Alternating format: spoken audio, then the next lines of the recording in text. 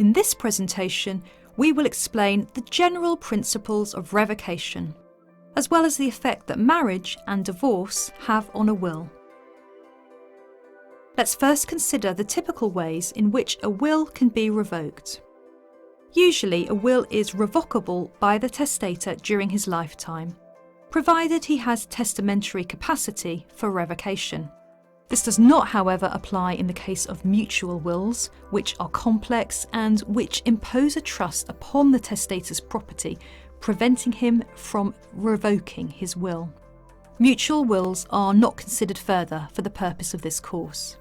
Revocation can be choice of testator, destruction or later will or codicil, or imposed by law, marriage or divorce.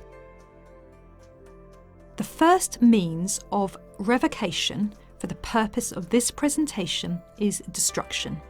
A will can be revoked if it is burned, torn, or otherwise destroyed by the testator or some other person in his presence, and by his direction, provided the testator intends to revoke the will by this act.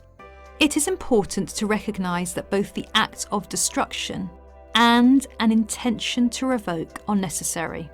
Thus, physically destroying a will without intending to revoke it, for example, where a will is destroyed accidentally or under a mistaken belief, is insufficient.